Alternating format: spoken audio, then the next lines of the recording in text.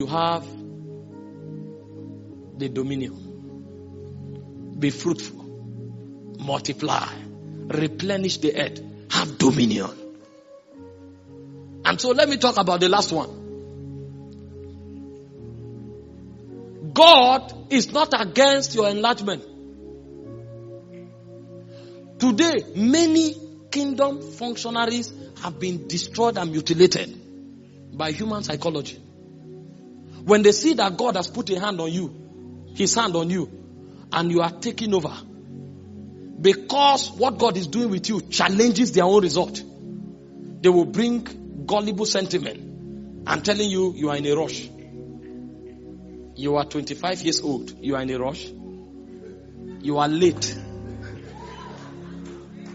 And I mean you are very, very late. You are 30 years old. You are not affecting your word to the degree that your impact is heard. Maybe you should take a glimpse at the word system and see what your colleagues are doing. Then you will know you are late. The level of impact that people of 22 and 24 are doing in the world. They put a terrible song that darkens the soul on the internet, and in 1 hour, it has 30 million views. And then you, with all your activity online, you have 100,000 followers, and you say you have arrived. You are taking over. You are taking over.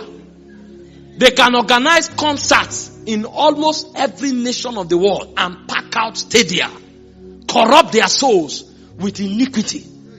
And then you are here. You are not even able to fill an auditorium.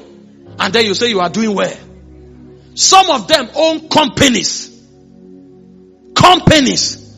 You are here looking for employment. And then you say you are taking over. You don't know kingdom. You don't know kingdom. If we don't arrest the systems of this world, let me tell you, when we begin to talk about dominion, then you will discover that God is highly interested. There is nothing carnal about desiring to take your word. There is nothing carnal about desiring great influence to dominate your realm. In Psalm 2 verse 8, he says, ask of me. God is inviting you to ask him to give you the whole earth as a possession. Ask of me. He said, I will give you the hidden for an inheritance and the uttermost part of the earth for your possession. Not your environment. Thank God for Lagos. But because you are Lagos, Lagos should be your dumping ground, where you put your crowns and your thrones. He's talking about the uttermost part of the earth. He says Samaria, Jerusalem, Judea, Samaria, and the uttermost part of the earth. So God is expecting your influence to tower to the ends of the earth. He's not expecting you to be influential in Redeem. He's not expecting you to be influential in Lagos. He's expecting your influence to arrest the attention of the nations. And so if your influence have not reached the uttermost part of the earth, you didn't maximize kingdom. You are on the media. Be the most influential. You are not competing with anyone, but you are dominating the world. You are in the academia.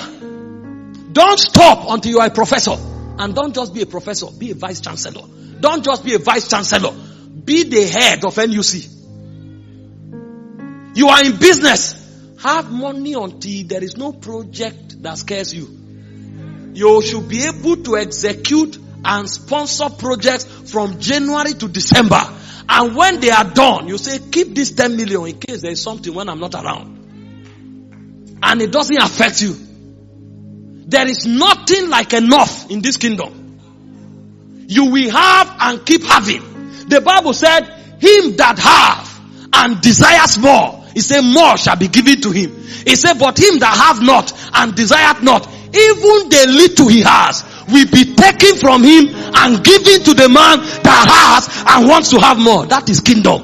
And then you say, What kind of thing is this? The little I have, is it taken from me? Him that has more, why is God still blessing him? That's the kingdom. You are more relevant when you are more powerful.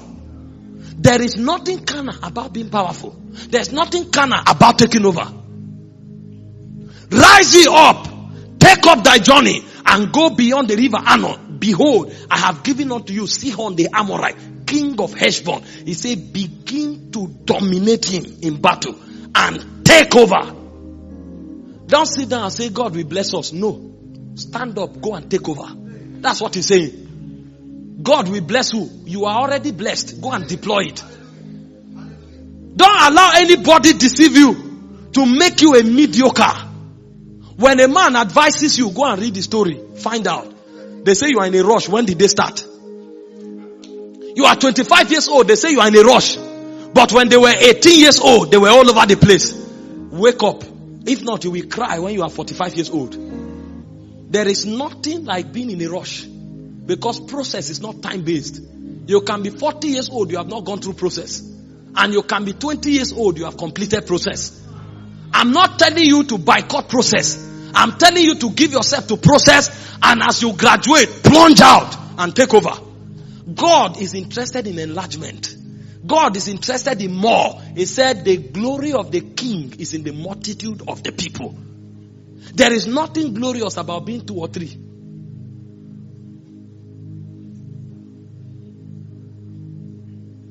But for you to dominate, he gave you a strategy. He said, 1, be fruitful. I will not just pour my spirit upon you and things begin to happen. You be fruitful.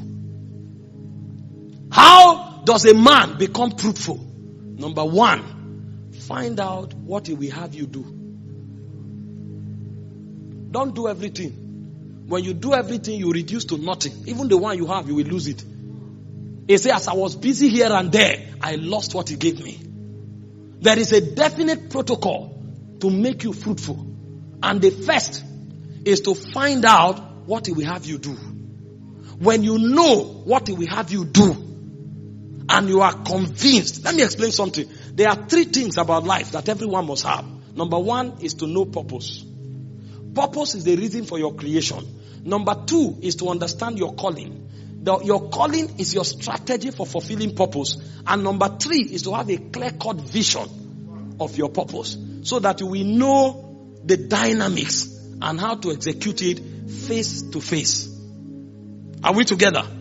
That is knowing what he will have you do. In John 5 verse 5, he said himself knew what he should do. And the moment he said that, he took bread, gave thanks, and multiplied it. You cannot be fruitful until you first of all know what he will have you do. Pay the price to know exactly what God wants you to do and how he wants you to do it. When you know it, number 2, he said, buy the truth, sell it not. Find out everything that makes men succeed in that area God has called you to. Don't stand up and say, I'm a music minister, the Lord has anointed me, and then they call you to come and sing, you don't know how to go about it. Study about it. Don't just say, I'm anointed. When you are excellent, is better. Productivity comes with excellence. When you are in your crude state, you lock doors and you shut yourself out of many doors. There are many doors that we admire what you carry, but you need excellence to get there. That's why John was in the wilderness. Paul was not always in the wilderness. He carried the same spirit, but he spoke to kings because Paul was excellent. Study what you need to understand about what God has committed to you. You are a preacher. Listen to A-list preachers. Follow them. Find out what they are doing. Find out how they prepare their sermons. Find out how they talk to the Lord, how they fast, how they pray. When you watch them, see how they come to the altar. Study how they do what they do. I'm not saying be cloned, but I'm saying understand how this thing works. Don't be taken unawares. You want to be a music minister and effective. Listen to those who has gone ahead of you. Find out how they excelled. I will not be a music minister. If I was a music minister, there is no way I wouldn't have known every story about Pastor Nathaniel Bassey. It is not possible. I should have been able to tell you every experience he has shared online. As I'm standing here, I can tell you every story that Bishop Oyedepo has shared. All. I can quote them with dates. I sat on Bishop's messages for 3 years. 3 years. I heard everything that I could lay my hand on. A point came, I would talk like the man. I can quote 100 scriptures now without consulting with anything. I followed the man until something hit me from his spirit. You can't be great until you pay the price to find and to buy truth. Don't just wake up and say, I'm an artist. And then when you draw the Lagos State governor, everybody that see it will laugh. They will use you for comedy for one day, but forget it. You will never come anywhere close. And you are in trouble if you meet the Lagos State governor and you are a Lagosian and it doesn't translate to open doors. And they just use you and laugh and say, go home. Don't enter your greatness until you are prepared. Because your lack of preparation will shut you out forever.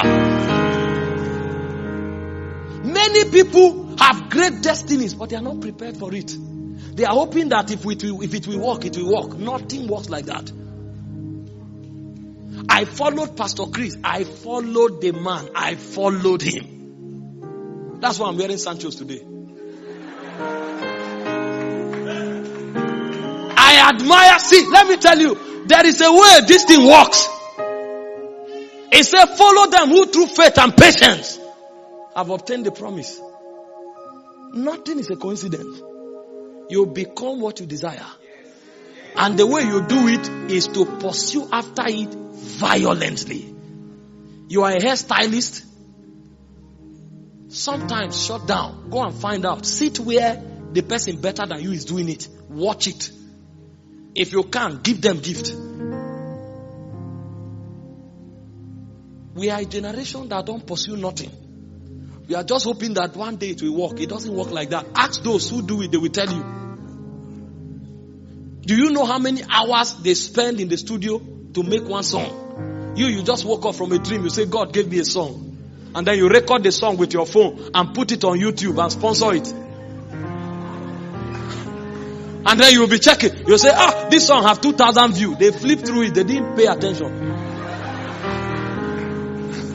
Because even when they flip through, YouTube will tell you they viewed it. Are you not shocked that 2,000 people heard the song? Nobody called you.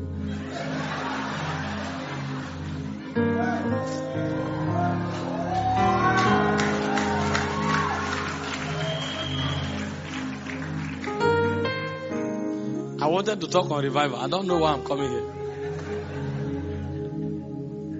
I don't know why. If there is anything you should know about your calling, know it now. Don't know it in heaven. Because that knowledge will be a waste. You don't need it there. Know it now. Know it now. When you know what God wants you to do, pay the price to equip yourself sufficiently. Never be taken unawares. Never apologize on the stage of your manifestation. Come there prepared. Come there prepared. There is such a thing called king size error. I'm telling you why many people can't advance the kingdom. They are preachers, but nobody wants to hear them. They are singers, nobody wants to hear them. They say God sent them to the academia. Nobody wants to help them. They can't succeed in business. They don't know why. And they keep lamenting that things are not working. If you don't pay the price to know how it works, the world will look for those who know how it works. Even your relative will hear that you are an architect. When they want to build, they look for a good one.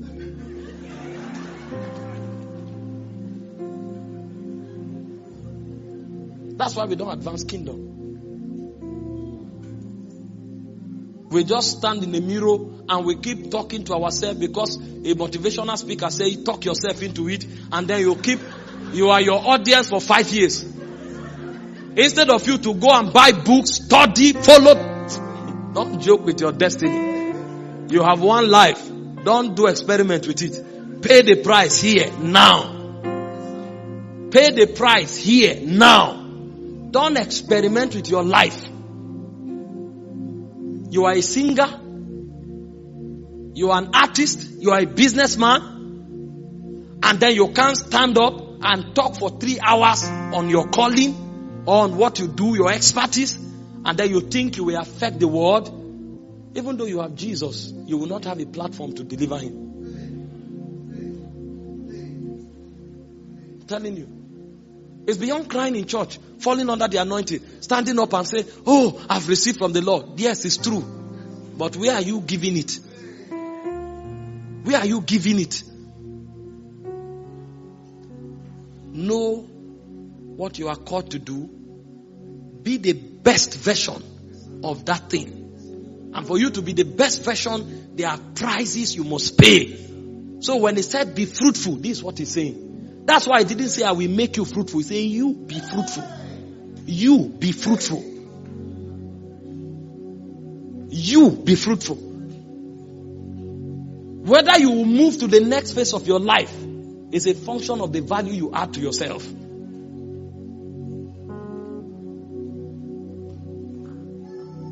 And when you do that, the third thing is to be bold. Refuse to be intimidated. Don't allow this African syndrome destroy you. An African always thinks it's not good enough.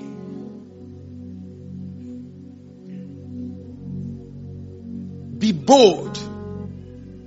Don't allow people who don't want anything good to come out of you to rob you of your destiny. Everything you do, they either say you are in a hurry, or they say you are ambitious, or they say you are not good enough. Leave them. Their opinion doesn't count. Take bold steps today, because your tomorrow is at the mercy of your decisions today.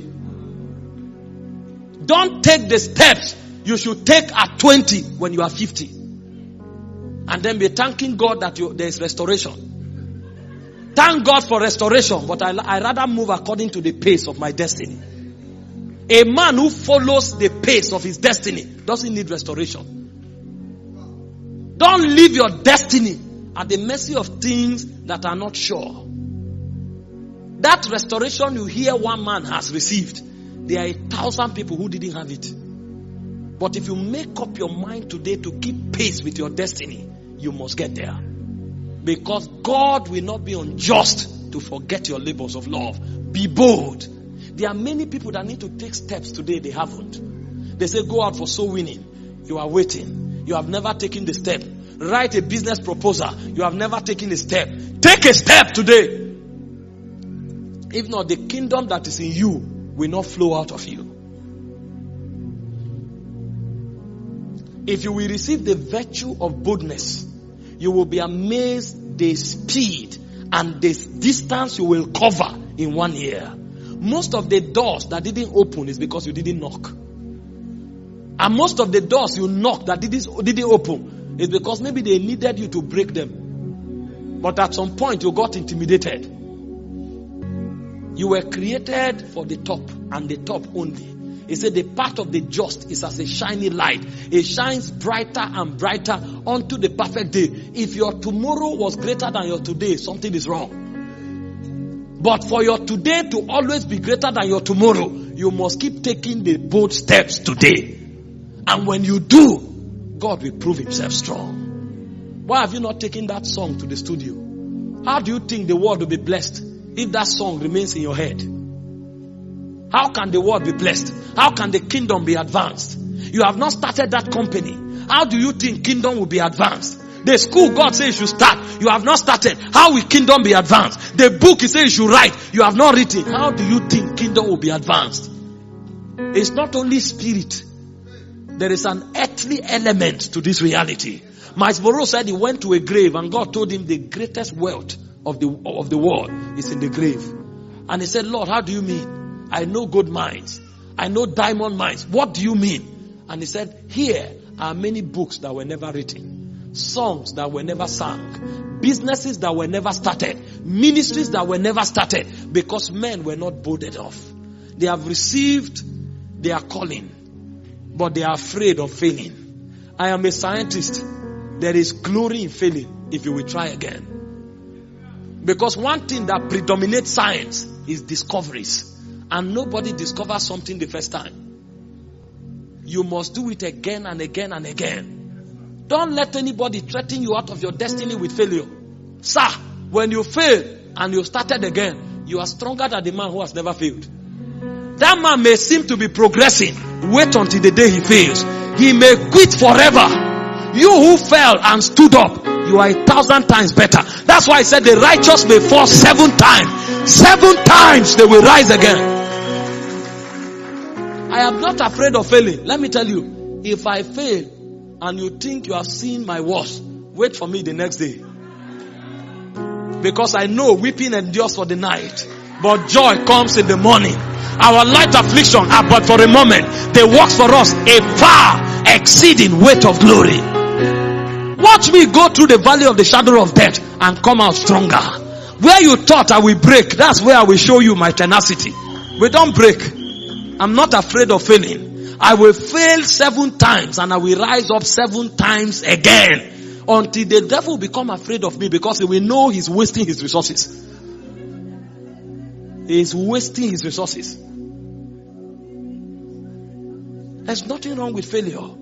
Somebody said it's an opportunity to try more intelligently.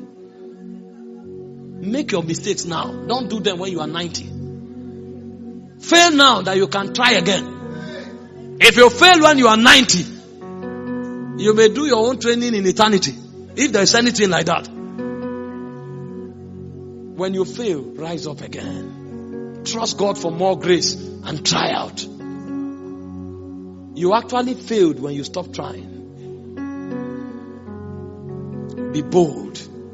Don't let that song die with you. There is a dimension of God's will that song will carry to the nations. Don't let that message die with you.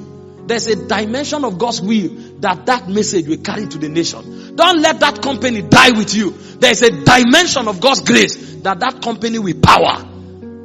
You are the actualization of that dimension of God's will. And so you must be bold today. For you to be fruitful, you must know what God wants you to do. You must pay the price to master it. And then you must take bold steps. Negating failure. Don't let failure threaten you out of destiny. I tell you, many people today have failed many times. Number 2, it said multiply. How do you multiply? You must sustain an intelligence that makes you able to replicate the things you do. You are a worshiper. Don't be the star on the stage every day. Raise somebody that when you are not there, he can be there. And then the day will come, they invite you to Los Angeles and you cannot go. And you say, Peter, go there. And then when Peter comes, everybody is angry. Why didn't he come? Did you not know that Paul multiplied until even Paul's handkerchief could do what Paul did? You can invite Paul for a miracle service and Paul can't come. If there is nobody around him, if he sends his handkerchief, the handkerchief can do what Paul would have done. The multiplication affected everything around Paul's life. How come you are the only person who have been healing the sick and 1,000 gather around you? The kingdom is suffering. There should be at least, when Jesus did ministry for 3.5 years, he had 500 disciples that could do the same thing he did. So much so that when Judas fell, the Bible said they picked one that went in and out with them from the baptism of John. And the guy had the same stature as Peter. Matthias joined the assembly and you wouldn't tell the difference. How? Because there was an intelligence for multiplication. Don't just be an apostle A. There has to be 10 more like you that can do what you can do and be better. But we don't know kingdom. We are small-hearted. So the moment somebody begins to do what you are doing, you become envious. You want to kill him. It's not your business. It's a kingdom business. You actually become great when you are able to multiply. We have a generation of men talking kingdom who don't know kingdom. They can celebrate you if you are a mediocre. You come to the altar to share a message, and then you stutter for 4 hours. Then they'll tap you at the back and say, don't worry, you are growing. But the day you mount the stage and you do what they are doing, and people begin to clap, they become threatened. Because they are comfortable with mediocres. We don't know kingdom. If there's no multiplication, kingdom can't advance. 20 years ago, it was all about Archbishop Benson Idahosa. But he left the scene. Even though he left the scene, it was not noticed. Because every general in this country has 1 or 2 connection with the Archbishop. Because he understood kingdom. He multiplied himself.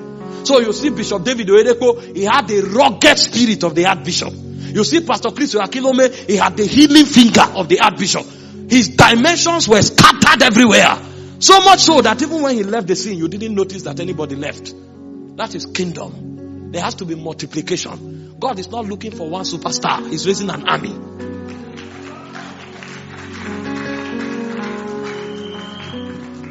We have not begun kingdom until 5, 10, 15, 20, 100, 200 people can do the same thing we do.